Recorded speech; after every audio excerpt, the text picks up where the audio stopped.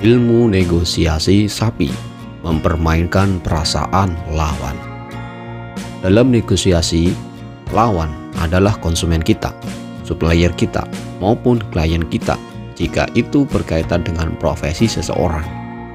Ilmu negosiasi merupakan seni tawar-menawar demi tercapainya sebuah kesepakatan, serta keuntungan bagi kedua belah pihak. Dalam hal ini, negosiasi yang saya akan angkat adalah sapi bolo. Kehilangan sesuatu atau ketidakinginan kehilangan sesuatu kadang bisa membuat kita tidak rasional, dan tentunya bisa membuat kita blunder dalam mengambil keputusan. Perasaan kehilangan sesuatu, perasaan akan kehilangan sesuatu itu sangat menyakitkan bagi banyak orang, dan jika kamu pintar dalam memanfaatkannya, itu bisa membuat kamu mempengaruhi keputusan lawan negosiasimu. 1. Rasa takut.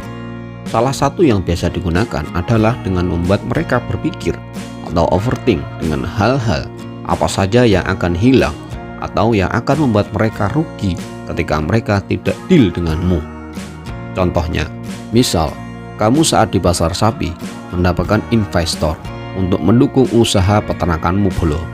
Lalu kamu bilang, "Bapak kalau kerjasama tanam modal buat jualan sapi di saya, maka saya jamin Bapak akan mendapatkan omset 25% lebih banyak." Kalau kamu bilang seperti itu, maka lawanmu akan curiga, dia menjadi skeptis, dan dia akan menjadi ragu untuk deal dengan kamu. Dan jika kita rubah perkataan tadi seperti ini, "Usaha jualan sapi di kami itu bagus sekali omsetnya. Namun jika Bapak menanam modal di usaha kami, namun tidak dapat apa-apa, maka Bapak akan kehilangan profit 25% per bulan." Rasa takut kehilangan sesuatu itu sangat luar biasa menyeramkan. Rasa takut adalah salah satu bentuk emosi terkuat.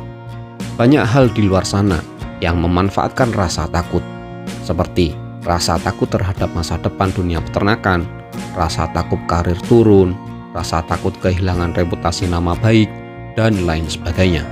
Menurut saya, selama kita jujur dan profesional terhadap pekerjaan kita, maka tidak ada salahnya memanfaatkan atau memainkan rasa takut terhadap calon partner kita. Manusia ketika mereka merasa takut, mereka pasti susah tidur, susah istirahat, insomnia, nggak tenang, dan lain sebagainya. Lalu, misal calon investor kita nggak takut kehilangan profit, tapi cepat atau lambat, namanya juga usaha, pasti ada naik turunnya. Dan ketika kondisi turun, rasa takutnya akan muncul, mungkin berlipat ganda. Lalu dia akan mengingat kita, lalu menghubungi kita lagi dan memutuskan untuk deal dengan kita. Nomor 2, perasaan adil atas rasa ingin keadilan. Ketika kita negosiasi, kata adil itu adalah kata yang sering keluar. "Adilnya mas, adilnya aja pak, nggak adil pak, adilnya sih segini pak, kalau saya mau adilnya aja sih pak," dan sebagainya. Lalu ketika orang merasakan ketidakadilan dalam negosiasi, mereka akan menjadi emosional, dan dia akan dengan sengaja membatalkan atau menghancurkan negosiasi tersebut tanpa dia mendapatkan apa-apa, cuman karena dia tersinggung aja. Dan sebaliknya, orang akan cenderung lebih mau deal ketika dia merasa bahwa proses negosiasi itu adil. Dan jika kamu bisa memainkan lawanmu sehingga dia merasa adil, maka kamu bisa membuat dia mengambil deal yang lebih sedikit atau bahkan mungkin deal yang rugi. Jadi perasaan adil ini bisa membuatmu deal, namun juga bisa menghilangkan deal. Lalu gimana cara kita merespon jika lawan kita terlalu memaksakan kata adil? Misalnya, "Saya sudah ngasih penawaran sapi yang adil pak," atau "Saya sih cuman mau ini adil aja pak," yang berarti bisa kita simpulkan dari perkataan tadi bahwa lawan kita itu menuduh kita tidak adil, dan dengan halus memaksa kita untuk berpikir bahwa jika kita tidak ambil penawarannya, maka kita yang tidak adil. Seakan-akan keadilan kita ini dipertanyakan.